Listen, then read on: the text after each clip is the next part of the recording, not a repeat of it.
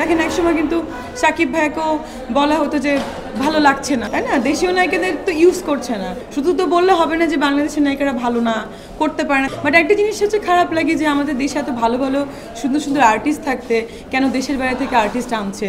Actually আমি বুঝতেছি না যে আমি কখন শিডিউল দিব কখন, আমার ঘুমানোর টাইম পাচ্ছি না। সবাই কিন্তু এখন শাকিব খান ছাড়া কিন্তু কোনো কেউই নাই, আসলে কোনো হিরোরই দেখা যাচ্ছে এখন বেল পাওয়া যাচ্ছে। আমি অনেক দিন পরে ফিরেছি, মাঝখানে অবশ্য দুটো কাজ করেছি লঞ্চিংয়ের, তিনটা, সাথে হচ্ছে আবার ফটোশ্যুট ছিল, ওগুলো করেছি। আবার আজকে টিভিসি করতে এসেছি, নোভার ব্র্যান্ড অ্যাম্বাসেডর হয়েছে ওনাদের।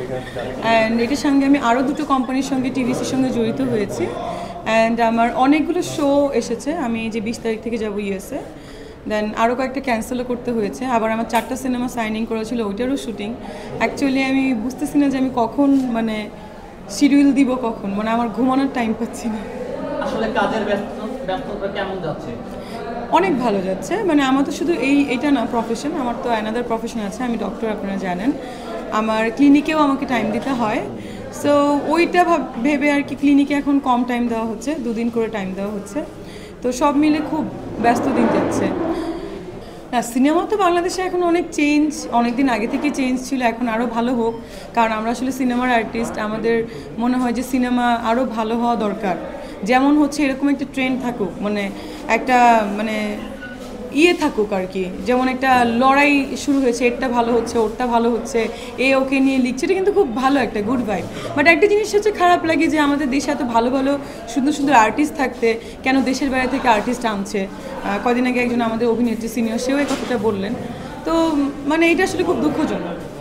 দেখেন একসময় কিন্তু সাকিব ভাইকেও বলা হতো যে ভালো লাগছে না, কিন্তু এখন দেখেন সে কীভাবে চেঞ্জ হয়ে এসেছে। সবাই কিন্তু এখন শাকিব খান ছাড়া কিন্তু কোনো কেউই নাই, আসলে কোনো হিরোরই দেখা যাচ্ছে এখন বেল পাওয়া যাচ্ছে না। সরি টু সে দ্যাট, একটা অন্য ব্যাপার। তো আমাদের প্রতিটা আর্টিস্টকে যদি ওভাবে ইউজ করা হয়, সবাই কিন্তু ভালো করতে পারবে। শুধু যে দেশের যেমন নায়িকা নিলে যে নায়ক দেশের বাইরের হতে পারে, এটাও কিন্তু হতে পারে, ভালো হয়। দেশীয় নায়িকারা যে তৈরি করতে পারে না এরকম না, সব তাদেরকে তো ইউজ করতে হবে, তাই না? দেশীয় নায়িকাদের তো ইউজ করছে না। যেমন শাকিব খানকে এখন ইউজ করা হচ্ছে, সুন্দরভাবে প্রেজেন্ট করা হচ্ছে, তার যে লুকস, তার যে স্টাইল, কেজিএফ বলছে কেউ, কেউ বলছে রণবীর কাপুরের মতো স্টাইল করেছে, সব কিছুর ওইরকম একটা ভাইব তৈরি করতে হবে তো নায়িকাদেরও, তাই না? বলতে হবে যে আপনাকে এরকম হতে হবে, এরকম হতে হবে। ডেডিকেশনস তো আগে তো নিতে হবে, তারপরে তো বলতে হবে তুমি এরকম হয়ে আসতে পারো কিনা। শুধু তো বললে হবে না যে বাংলাদেশের নায়িকারা ভালো না, করতে পারে না। তাহলে এতদিন সিনেমা কই থেকে চলেছে? তাহলে আজকে মৌসুমী আপু, শাবনুর আপু কীভাবে তৈরি হলো, পূর্ণিমা আপু, তারপরে শাবানা ম্যাম, ববিতা ম্যাম, এরা কীভাবে তৈরি হলো আজকে?